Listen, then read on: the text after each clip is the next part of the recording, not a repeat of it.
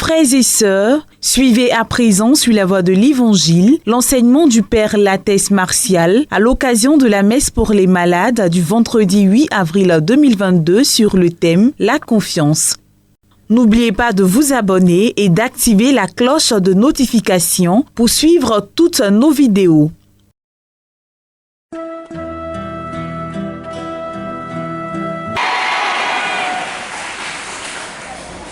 Bonne arrivée pour ceux qui viennent pour la toute première fois. Bonjour auditeurs de la Radio Nationale Catholique. Frères et sœurs, en ce milieu du jour, nous aborderons le thème de la confiance en parlant du texte plus ou moins des écrits de Jérémie et surtout de ce qu'Ézéchiel nous dit en ce milieu du jour. Nous remarquons que l'homme a besoin d'appui sur lesquels il puisse compter pour affronter les tâches de la vie quotidienne et également pour affronter les dangers. Et pour ne pas être paralysé par l'angoisse, mais pour persévérer malgré les épreuves et espérer parvenir au but, il faut avoir confiance. Est-ce qu'on se comprend? Je reprends. L'homme a besoin d'appui sur lesquels il puisse compter pour affronter les tâches quotidiennes de la vie et également le danger. Et pour ne pas être paralysé par l'angoisse, mais pour persévérer malgré les épreuves et espérer parvenir au but, il a besoin de confiance. Et en qui se fier? Là, la question. Il a besoin de confiance, mais en qui se fier? Aujourd'hui, si je prends notre situation actuelle du pays, la plupart d'entre nous, nous cherchons à nous fier à qui? En toute sincérité. J'attends à Dieu, d'autres à qui? À Dieu toujours. Si tout de suite, je prenais l'exemple, quelqu'un prend la route pour venir à Saint-Joseph ici, et chemin faisant, il croise un monsieur avec une mallette de 1 million. Il lui dit, mon frère, voici les 1 million, si tu retournes chez toi, tu ne vas pas à l'église. Si vous êtes à la place du monsieur, vous faites quoi? Nous sommes à l'église. En toute sincérité, il vous tend les 1 million, vous faites quoi? Vous venez à l'église. Voilà, j'aime ça. Vous êtes sûr que vous venez à l'église. Il y a d'autres qui vont dire, hey, tu as entendu ma prière. C'est l'argent là qui était son problème. Donc Dieu lui a donné, il s'en va à la maison en même temps. C'est pas ça. C'est ça, non? Il y a d'autres qui diront, au lieu de me fier à l'argent, je vais partir voir celui-là même qui me donne l'argent, peut-être il a beaucoup, on ne sait jamais. Donc il va se fier à qui? Vous répondez trop vite. Ces personnes à l'église ensemble ici. Il va se fier au propriétaire de l'argent là, à un homme. Quand les examens approchent, les examens non c'est facile, les concours professionnels approchent. En attendant des messes, elle demande cette messe pour la réussite à son concours. Mais à la maison, qu'est-ce qui se passe? Et tu ne connais pas qui est le directeur le nouveau directeur de concours examen? Tu ne sais pas qui? À la police, il n'y a pas quelqu'un qu'on connaît dans la famille. C'est pas ça. C'est ça, non? C'est ça ou c'est pas ça? Ah, d'accord. Donc, bien vrai que Dieu soit là, nous allons nous fier à des réalités propres à chacun d'entre nous. Soit l'argent, soit des personnes, soit des esprits. On connaît beaucoup de femmes pour pouvoir avoir enfin aux abords des marigouts. C'est pas ça. Elles seront lancées, ce qu'elles savent lancer pour que l'esprit la leur donne enfant. C'est ça, non?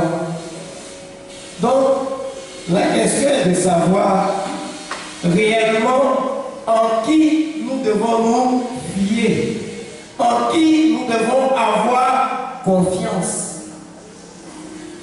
C'est lorsque tu sauras déterminer ta confiance, tu pourras orienter ta vie. Oui.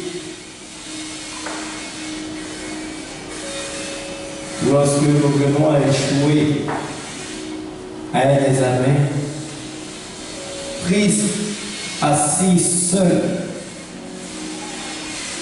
là nous commençons à louer les mérites de nos amis qui trichent. Nous commençons à louer les mérites de ceux-là même qui sont partis consulter un marabout. Et nous prenons la décision, moi aussi la prochaine fois, je vais faire comme eux. Pourquoi? Parce que selon nous, Dieu nous a déçus. Lorsque nous prenons les livres saints, au commencement, nous dit la Genèse, Dieu fit la création et il fit l'homme. Mais arrivé un moment, l'homme s'est détourné de Dieu. Et il s'est fié à quoi? À ses sentiments propres. Dieu avait interdit à l'homme de consommer le fruit du jardin du milieu. Et sous l'inspiration de l'ennemi, du serpent, l'homme s'est détourné des prescriptions de Dieu et a mangé le fruit des fruits. Pour dire que l'homme n'a plus fait confiance à Dieu. Il a fait confiance au serpent qui lui a dit, si tu manges de ce fruit, tu auras la même capacité que Dieu. Et il arrive souvent que nous puissions nous détourner des prescriptions de Dieu. Il arrive que nous voulons nous fier à nos propres sentiments et détourner Dieu de notre regard. Dès lors, nous ne faisons plus confiance à Dieu.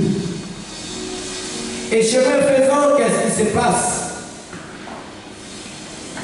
Chemin faisant, comme Adam et Ève, nous nous rendons compte du désastre.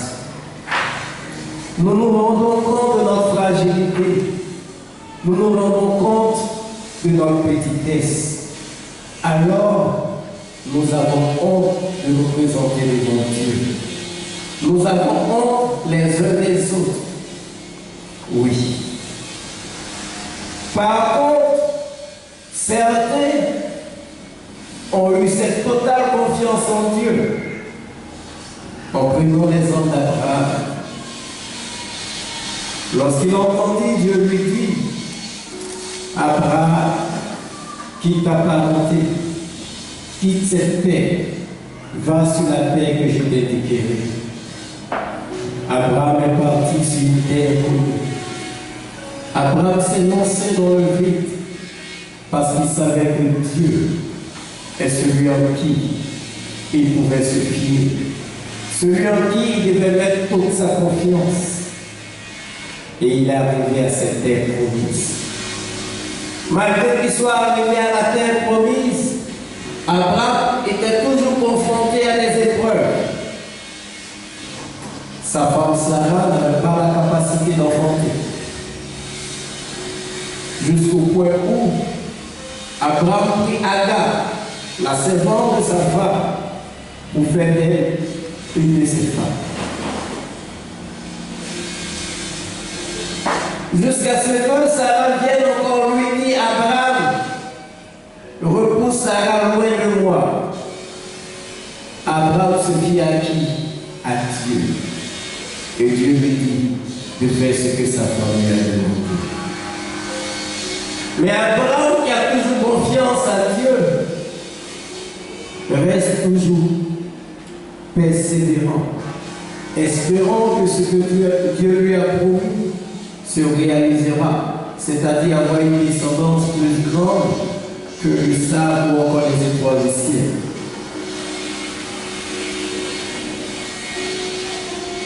Abraham, par l'action et la merveille de Dieu, obtient un enfant. Et cet enfant encore, Dieu lui demande de sacrifier cet enfant. Mettez-vous à la place d'Abraham. Votre épouse âgée a eu des difficultés pour enfanter. Et maintenant qu'elle a un enfant, on me demande de le sacrifier. C'est pas évident.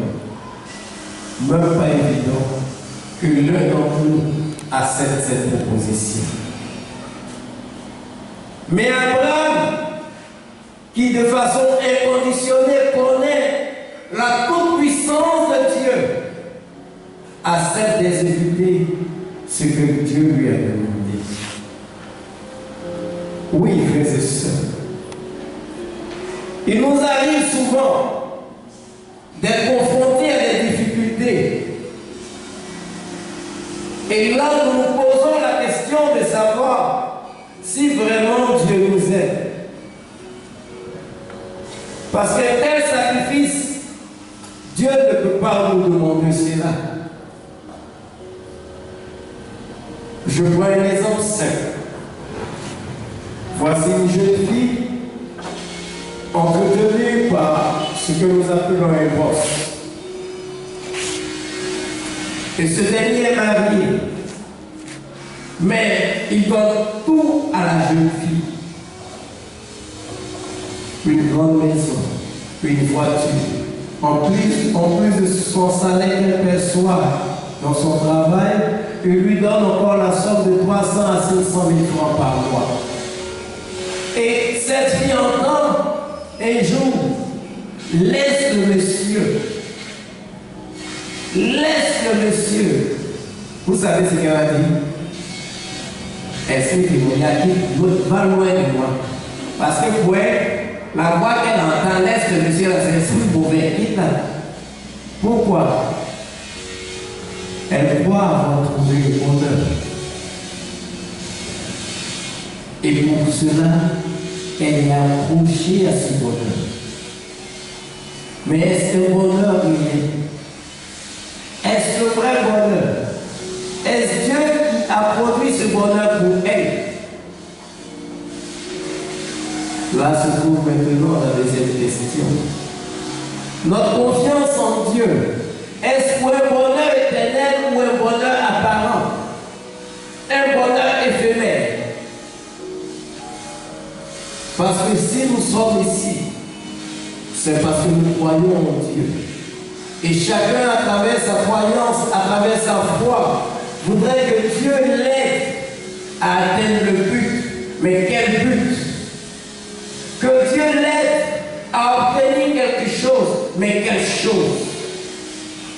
Est-ce que ce but ou cette chose honore la gloire de Dieu? Lorsque Adam et Ève mangeaient le fruit, ils pensaient devenir comme Dieu. Et c'était ça leur but.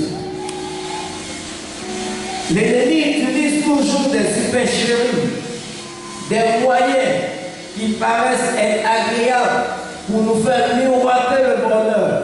Mais au final, nous avons quoi? Cette jeune fille qui est sous, je pourrais dire, le jour de ce boss, de ce monsieur, un jour lui demande, mais j'ai besoin que tu donnes tous les jours à mes côtés. Et le monsieur lui dit, ça va venir attends.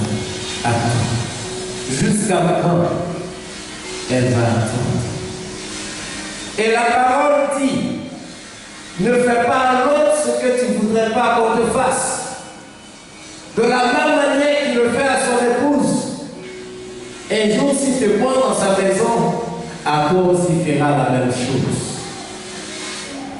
Et là, tu diras, moi, il est mauvais ou toi tu es mauvaise. Est-ce le vrai bonheur qu'il t'a présenté Parce qu'il n'est pas prêt lui aussi à quitter son épouse pour vivre entièrement avec toi. Il voudrait vous avoir toutes sous sa foi, vous posséder. Et c'est la stratégie de l'ennemi. En vous offrant quelque chose, en vous faisant croire qu'il vous offre le bonheur, il voudrait vous posséder, vous avoir sa merci. Par contre, quand Dieu nous offre quelque chose, Dieu nous rend libre, maître de cette chose. Dès la création, il dit à l'homme, donne un nom. Et après, il dit, dominez la terre. Oui, soyez les maîtres de la terre. Dieu, en nous établissant, fait de nous des maîtres. En nous établissant, fait de nous des responsables. En nous établissant, nous donne la liberté. Vous êtes sûr que cette jeune fille qui vit sous le joug de ce monsieur peut lui dire tout ce qu'elle pense? Non. C'est lui qui décide à sa place. S'il demande à cette fille de ne pas sortir de la maison, elle ne pourra pas sortir de la maison. S'il lui dit pendant une semaine, attends-moi dans la chambre, elle va l'attendre dans la chambre. Parce que c'est lui qui a le pouvoir de domination. Et c'est ça le monde. Nous vivons nos filles aux bonnes grâces de l'ennemi, nous passons sous sa domination. Et sachez-le, l'ennemi ne veut pas le bonheur. Pourquoi? En créant l'homme à son image et à sa ressemblance, en permettant à son fils de prendre chair en Marie, Dieu divinise l'homme. Oui. Dieu fait de l'homme la plus belle de ses créatures. Dieu donne à l'homme l'amour qu'il voudrait que l'homme ait. Et ça a suscité dans le cœur de l'ennemi de la jalousie vis-à-vis de l'homme. Et pour lui, l'homme doit aussi aller à la déchéance. L'homme ne doit pas connaître le bonheur. Tout ce qu'il fera sera d'entraîner l'homme à sa propre déchéance. Frères et sœurs, notre confiance doit aucunement être donnée à un homme. Notre confiance ne doit même pas être donnée en une chose, en un esprit qui ne confesse pas le nom de Dieu. Non. Notre confiance doit être entièrement donnée à Dieu et à sa providence. Dieu veut le bonheur de chacun d'entre nous. Il ne nous a pas créés pour nous rendre malheureux. Il nous a créés pour que nous soyons heureux avec lui. Aujourd'hui, en ce milieu du jour, nous avons tout laissé pour nous retrouver en cette église. D'autres services ont tout arrêté pour suivre avec nous cette célébration. Je vous en supplie. La véritable confiance que vous devez avoir, c'est celle d'un enfant qui donne toute sa foi à son père et à sa mère, c'est-à-dire à Dieu. Lorsqu'un enfant voit son père arriver, même s'il y a un danger, l'enfant court pour aller vers son père, parce qu'il est certain que son père pourra le sauver de tout danger. Lorsqu'un enfant entre dans un supermarché, qu'il voit un objet, il voudrait prendre cet objet, parce qu'il s'est dit son père est capable d'acheter cet objet, son père est le plus riche du monde. Lorsqu'un enfant a faim, tout ce qui lui tombe sous la main, il se permet de le manger parce qu'il s'est dit que son père est capable de lui donner davantage. Oui, de la même manière que nos enfants nous font confiance, c'est de cette même manière que nous devons faire confiance à Dieu. Oui, nous devons faire totalement confiance à Dieu. Il est le Père de chacun d'entre nous. Et si nous avons la capacité de faire confiance en des hommes, pourquoi douter de celui qui nous a créés, à son image et à sa ressemblance? Pourquoi douter de sa toute-puissance? Posons-nous la question de savoir qu'est-ce que nous sommes capables de créer, si ce n'est que la destruction. Oui. Qui peut donner vie à son ami, si ce n'est qu'invoquer l'assistance de Dieu? Personne. Personne n'a pouvoir de donner le souffle de vie à l'autre. C'est Dieu qui nous l'accorde gratuitement et par peu de miséricorde. Aujourd'hui, nous avons des phénomènes au niveau de la jeunesse qui auparavant se pratiquaient par nos parents, c'est-à-dire ces rituels en vue de s'enrichir, communément appelé le broutage. Aujourd'hui, vous voyez des enfants de 12 ans aller consulter des marabouts et se permettre même de tuer d'autres amis pour avoir quoi? De l'argent. Et qu'est-ce qu'ils feront avec cet argent? Paraître. Aller dans les plus grands maquis, rouler les plus belles voitures, sortir avec les plus belles femmes. Jusqu'à quand? Et combien de temps? Et lorsque cette somme finit par disparaître, ils se présentent misérablement devant leurs frères, leurs camarades. Ce sont eux-mêmes qui sont en train de quémander un peu à manger, alors qu'ils jetaient de la nourriture au visage des autres. Frères et sœurs, l'ennemi ne va jamais vous donner le bonheur. Oui, il ne va jamais vous donner le bonheur. Parce que le bonheur par excellence, c'est de vivre en Dieu, avec Dieu et pour Dieu. Oui. Vivre avec Dieu, en Dieu et pour Dieu. L'ennemi ne peut pas vivre en présence de Dieu. Donc ce bonheur-là, il ne pourra jamais vous donner. Par contre, manipuler les objets, changer vos sentiments, il est capable de faire cela. Mais vous aurez un prix à donner. Remarquez la fin de ces jeunes qui s'adonnent à ces pratiques ou à ces rituels de sang. Et un jour, nous étions en train de suivre les réseaux. Et nous avons vu des enfants autour d'une voiture. Et subitement, et je crois bien que c'était à lui la voiture, le jeune homme de 18 ans a commencé à aboyer comme un chien. Et ses camarades qui pensaient qu'il plaisantait continuaient de filmer. Jusqu'à ce qu'il se mette à genoux et commence à agoniser au point de mourir. Et les autres l'ont laissé là et se sont enfuis. C'est à cette vie que nous voulons arriver. Devenir des animaux après avoir possédé l'argent maléfique. Frères et sœurs, nous sommes appelés à plus loin que cela. Je prends l'exemple de Matrobé. Matrobé est une mystique française. Matrobé n'est jamais sorti de son village. Mais ceux qui ont pris l'avion pour aller visiter Matrobé ou encore la demeure de Matrobé, vous ne pouvez pas l'imaginer.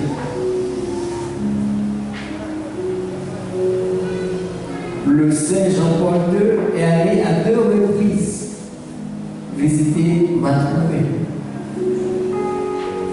Beaucoup de cardinaux, des papes sont allés au chevet de Matrobé pour prier, alors que tout le temps, elle était maladive. Et sa particularité, c'est que les vendredis, elle recevait la visite du Christ. souffrait dans sa chair, mais elle était heureuse à l'intérieur. Oui, je crois bien qu'elle est sur le point d'être béatifiée ou encore d'être béatifiée. Comprenez que la souffrance que nous endurons présentement n'est pas la fatalité. La fatalité, c'est un jour d'être éloigné à jamais de Dieu. La souffrance que nous endurons présentement peut être pour nous un moyen parfait de rencontrer Dieu. Nous avons pour habitude de dire, tant qu'on n'a pas rencontré l'épine, on ne peut pas croiser la rose.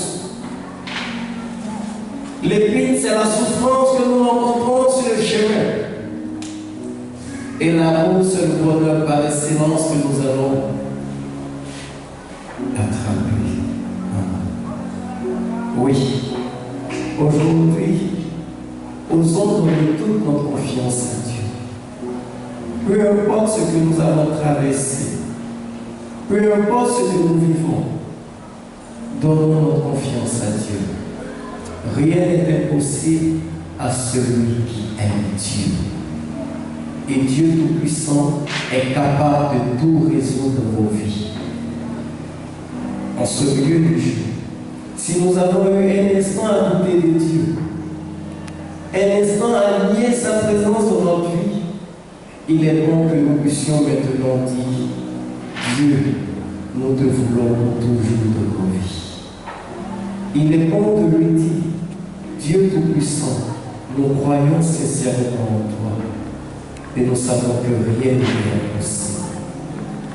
Comme la Vierge Marie qui a dit à l'Annonciation que toute ma vie est selon sa volonté. Je suis sa servante, que nous aussi nous puissions dire que nos vies se gagnent selon la volonté Seigneur. Car tu ne veux pas notre malheur, mais notre bonheur. Que la gloire de Dieu resplendisse dans la vie de chacun d'entre nous et que nous devenions de frères et camarades de Dieu. Que Dieu nous bénisse. Merci d'avoir suivi cet enseignement. Que Dieu vous bénisse. N'oubliez pas de vous abonner et d'activer la cloche de notification pour suivre toutes nos vidéos.